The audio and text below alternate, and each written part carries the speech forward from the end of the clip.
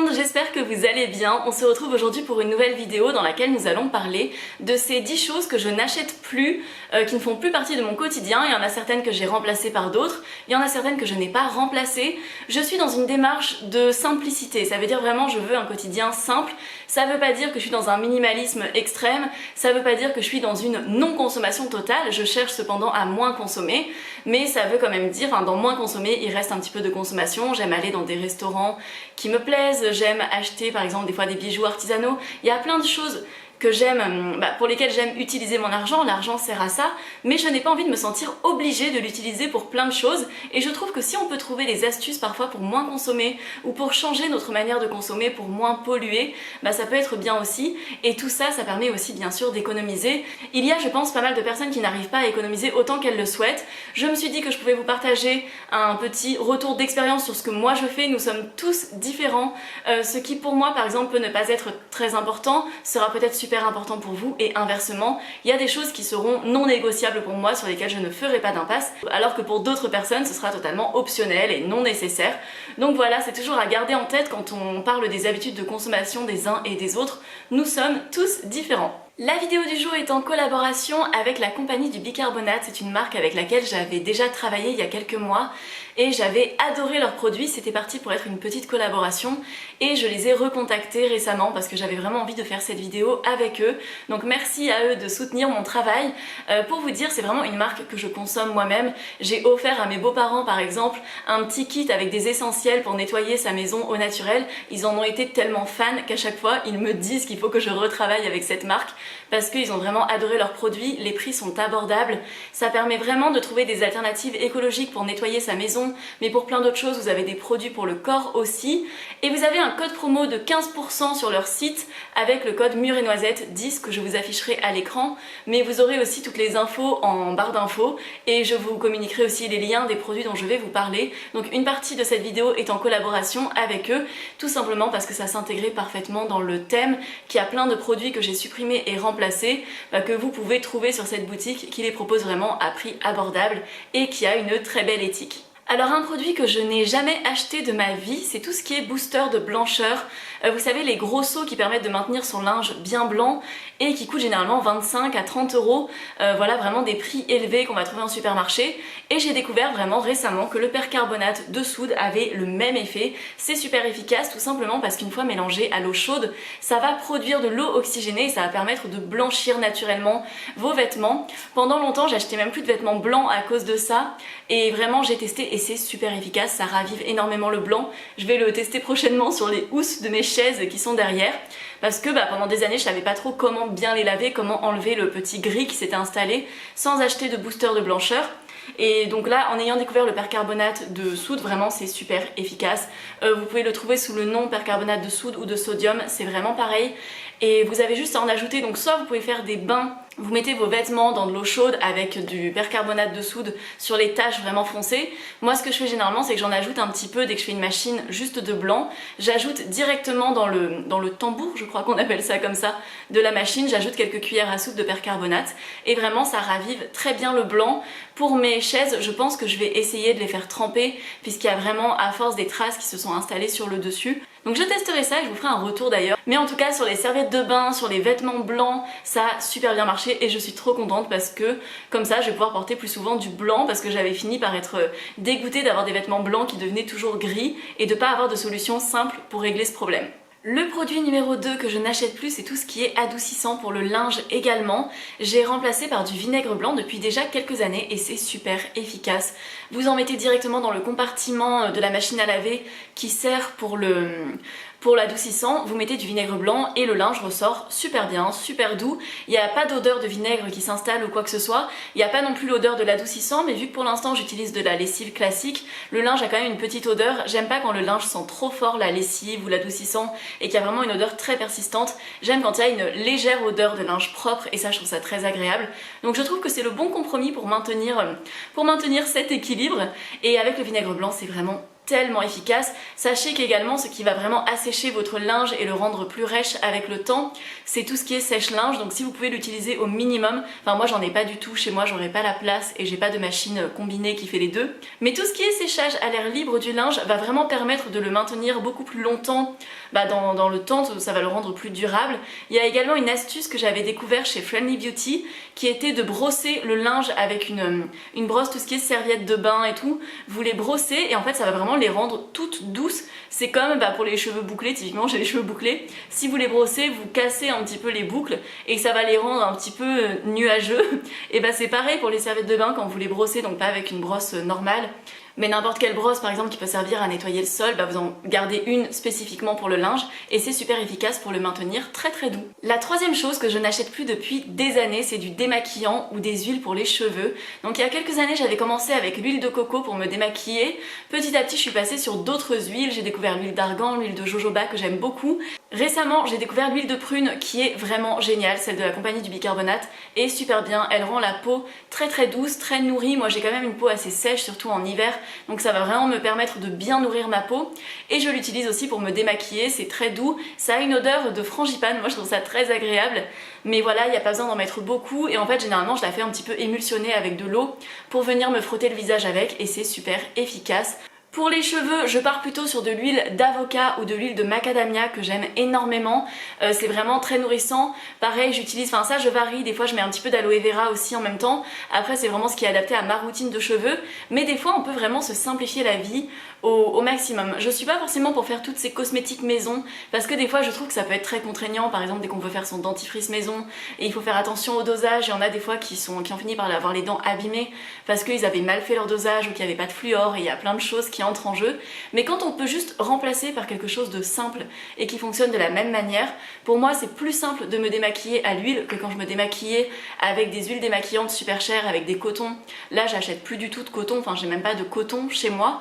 J'ai pas besoin d'en acheter parce que je me démaquille avec les doigts, je frotte et ça marche très bien, sachant que je me maquille pas tous les jours. Je me maquille généralement 2 à 3 fois par semaine parce que j'aime bien quand je filme une vidéo par exemple et c'est super pratique. Pour les cheveux, l'huile d'avocat et macadamia, vraiment le combo des deux, je trouve que ça marche super bien sur mes cheveux qui ont vraiment une nature sèche, sachant que je me baigne beaucoup dans la mer pendant l'été parce que j'habite à Marseille et qu'il y a la mer, que mes cheveux prennent énormément le soleil, que j'ai fait des décolorations, donc ça va vraiment venir les nourrir et ça j'adore. Et donc le dernier point concernant tout ce qui est ménage et entretien de la maison, c'est que j'ai vraiment remplacé 80% des produits dont on a besoin en général par du vinaigre blanc et du bicarbonate de soude. Ce sont vraiment les bases que j'utilise pour tout. Le vinaigre blanc, j'aime bien ce pulvérisateur qu'ils vont vendre sur la compagnie du bicarbonate parce qu'il est rechargeable, donc avec l'autre bouteille que je vous ai montrée, on peut recharger celui-là. On le pulvérise un peu partout dès qu'on a besoin de nettoyer n'importe quelle surface. Le bicarbonate, c'est super efficace pour dégraisser aussi.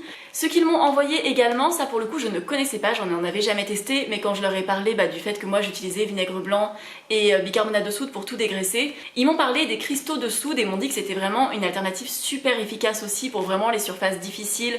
Dès que vous avez par exemple une plaque de cuisson qui est bien entartrée et que vous avez besoin de dégraisser, ils m'ont conseillé ceci, ainsi que l'acide citrique. Donc je n'ai pas encore testé, je vous ferai un retour sur Instagram je pense prochainement dès que j'aurai essayé, comme ça je vous dirai ce que j'en pense. Mais en attendant, pour l'instant, depuis des années, tout ce qui est vinaigre blanc et bicarbonate de soude marche très très bien pour moi. Et ça veut pas dire que j'utilise zéro produit ménager. Par exemple, de temps en temps, j'achète du liquide vaisselle que je vais compléter avec du savon. J'utilise pas mal de savon de Marseille aussi. Et j'alterne en fait, si ça suffit de pouvoir nettoyer au savon pour ce dont j'ai besoin en vaisselle, je le fais avec ça. Sinon je complète avec du liquide vaisselle. Je suis pas pour une routine 100% produit écologique, naturel. Des fois je prends quelque chose de simple parce que ça va répondre aux besoins que j'ai. Mais quand je peux remplacer et que c'est non contraignant, je le fais. Ensuite, le cinquième point, ce sont les bouteilles d'eau. Je n'achète pas de bouteilles d'eau depuis que je suis adulte. Quand j'étais enfant, pendant toute mon enfance, chez mes parents, on buvait uniquement de l'eau d'Évian. Donc mes parents ont toujours acheté plusieurs packs d'eau comme ça par semaine parce qu'on buvait vraiment beaucoup d'eau. Déjà je pense que j'ai une consommation d'eau qui est élevée par rapport à la plupart des gens, mais tout simplement on avait de l'eau en bouteille, on mettait des bouteilles d'eau au frigo en permanence. Et quand j'ai commencé à vivre avec mon copain, donc à 19 ans, et qu'on habitait au 3e étage, c'était même pas pour une question écologique, mais simplement l'eau est sortie de nos priorités. On s'est dit on va passer à l'eau du robinet. Ce que l'on fait, c'est qu'on remplit des bouteilles d'eau en verre que l'on va laisser décanter un petit peu pour que le chlore s'évapore.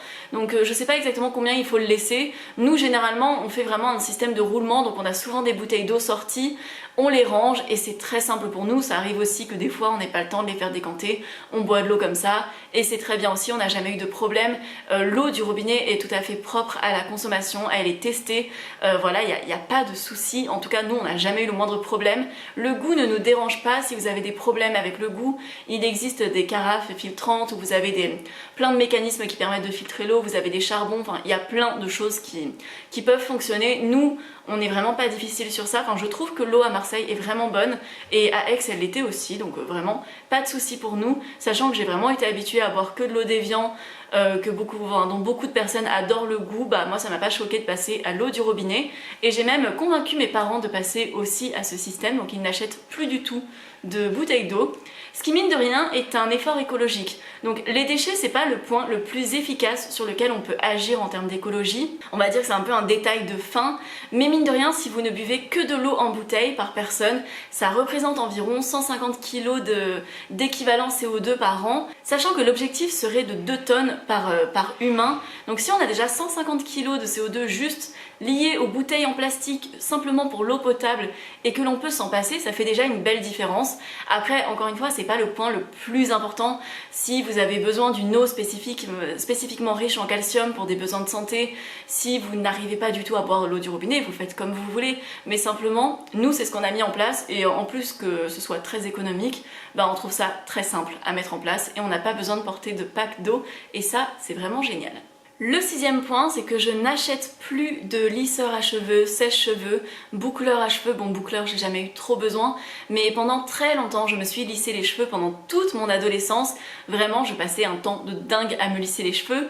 Et au-delà du fait que déjà en termes de consommation d'énergie, c'est élevé, tout ce qui est appareil chauffant, même pour les cheveux, c'est pas terrible. Après, ça c'est pareil, chacun trouve sa routine. Il y a beaucoup de personnes aux cheveux bouclés qui aiment avoir un sécheur à cheveux avec diffuseur pour vraiment avoir des belles boucles.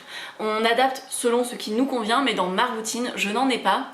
Tout simplement parce que je trouve ça plus simple. C'est vraiment la plupart des choses que je fais, si vous vous demandez pourquoi je le fais, c'est parce que ça colle à mes valeurs ou que c'est simple. C'est vraiment les deux points qui guident une grosse partie de ma vie. Je n'aime pas avoir de la charge mentale pour rien. Je n'aime pas passer du temps à me lisser les cheveux ou à me les sécher alors que je trouve que ça va vite naturellement.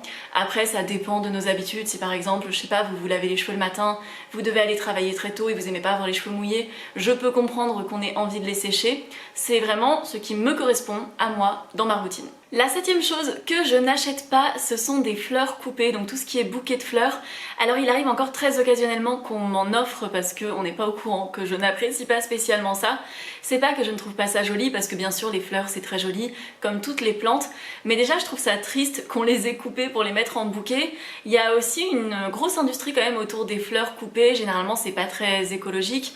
Il commence à y avoir des fleuristes plus écolos ou qui font des cultures de fleurs en respectant l'environnement, tout ça. Mais de manière générale, je préfère tout simplement soit les plantes dans la nature. J'ai besoin de passer du temps dans la nature chaque jour, même en habitant dans une des villes une des plus grosses villes de France avec énormément de voitures. J'habite dans une ville où il y a pas mal de pollution.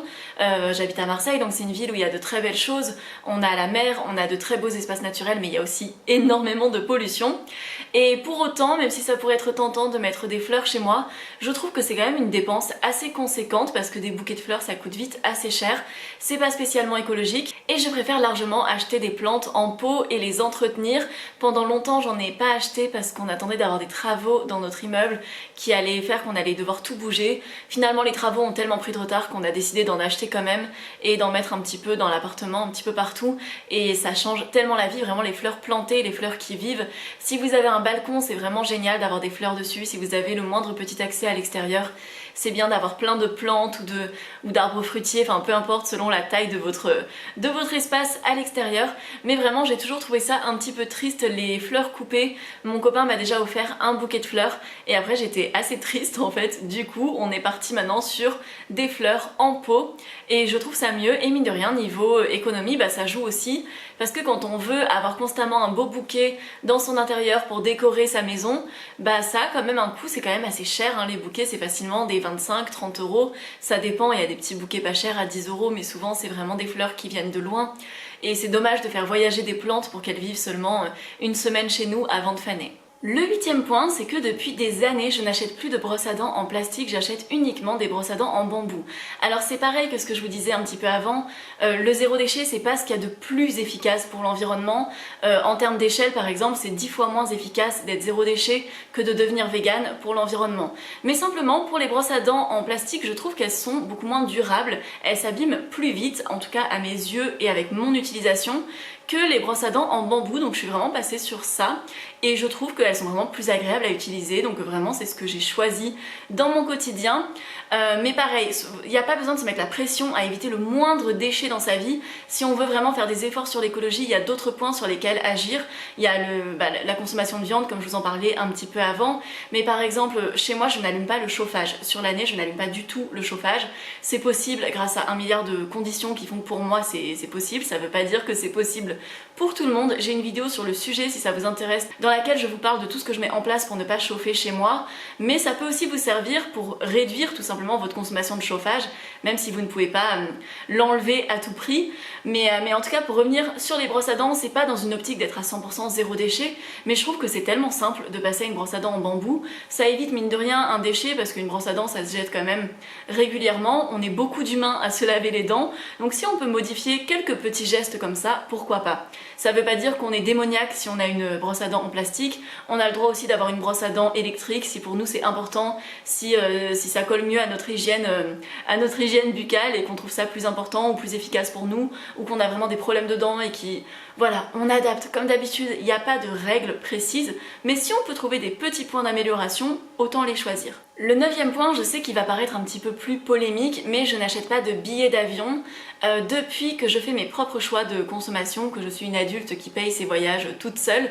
Je n'ai pas pris l'avion, donc ça fait quand même un certain temps. Avant ça, même dans mon enfance, j'ai pas tant pris l'avion que ça parce que mes parents privilégiaient vraiment les vacances en France, chez la famille, ou alors dans les pays limitrophes. Je ne suis jamais sortie d'Europe, par exemple. Ça veut pas dire que je le ferai jamais de ma vie. Je pense que peut-être qu'une fois tous les 10 ans ou quelque chose comme ça, j'aimerais faire un voyage un peu loin et que j'essaierai de compenser par d'autres choses en termes d'empreinte carbone, parce que pour moi c'est important de pas considérer que l'avion c'est le bus en fait, et de vraiment avoir en tête le fait que l'avion ça pollue énormément. Ça veut pas dire qu'il faut culpabiliser les personnes qui prennent l'avion par exemple pour aller voir leur famille ou parce que c'est vraiment le voyage de leur rêve, je peux comprendre en fait. Ça veut pas dire qu'il faut pas le prendre du tout, mais si on peut reconsidérer sa manière de voir l'avion, déjà c'est un grand pas, et essayer plutôt de prévoir des vacances moins loin si on en a la possibilité, de pouvoir y aller en train, en bus, même si c'est plus long, même si des fois c'est plus cher, même si des fois c'est moins pratique. On fait toujours du mieux qu'on peut, mais ça peut être bien d'essayer de plutôt considérer ça. Par exemple, quand je prévois un voyage, je ne regarde même pas le prix des billets d'avion parce que j'ai pas envie d'être dégoûtée de voir que je suis en train de payer 150 € de train pour aller quelque part alors que ça me coûterait 15 € en avion. Mais je fais vraiment comme si l'avion n'existait pas parce que je n'ai pas envie de massacrer mon empreinte carbone pour un truc qui peut me prendre 6 heures en train, même si en avion ce sera plus rapide. Donc ça c'est pas forcément un choix qui fait tout le temps économiser, même si de manière générale je dépense pas beaucoup en voyage parce qu'on a souvent choisi les options un petit peu sac à dos quoi, les options de bus de nuit, les options de train, le covoiturage, et souvent ce sont des choses qui peuvent revenir moins cher.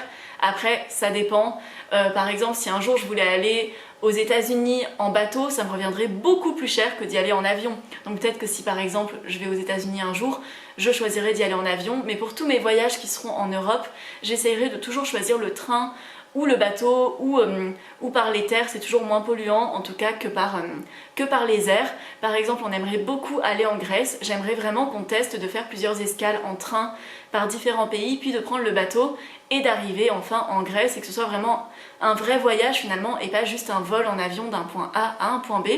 Et j'aimerais essayer de mettre ça en place, je vous le partagerai sûrement sur YouTube le jour où je le ferai. Mais sinon, en attendant, on a des petits voyages de prévus comme aller en Angleterre, aller en Belgique, aller un peu n'importe où en France.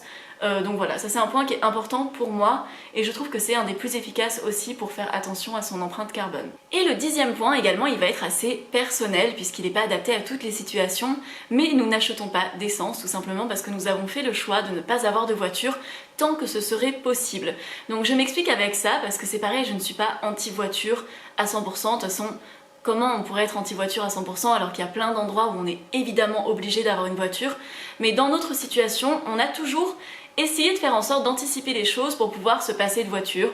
Ça veut dire qu'on a choisi d'habiter en centre-ville. Ça nous coûtait un petit peu plus cher que d'habiter un peu en dehors de la ville, mais c'était mieux desservi par les transports en commun et ça nous permettait de faire la majorité des choses à pied.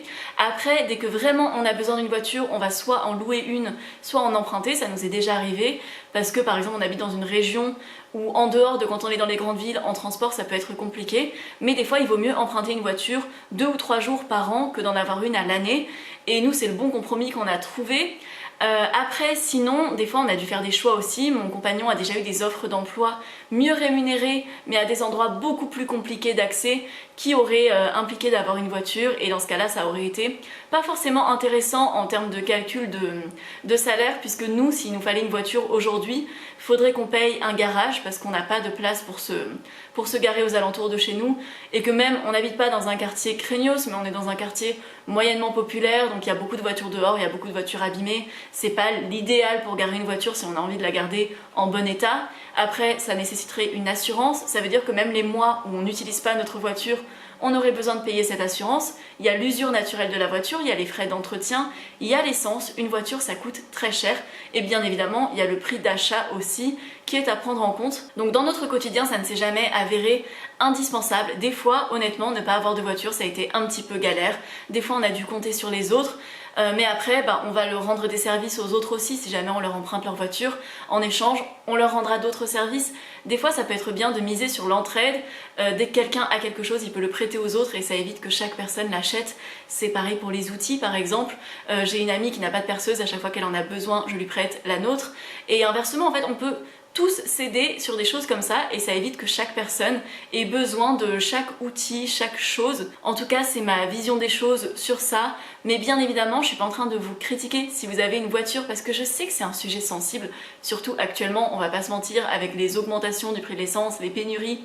Je sais que pour beaucoup de personnes, c'est un petit peu compliqué en ce moment.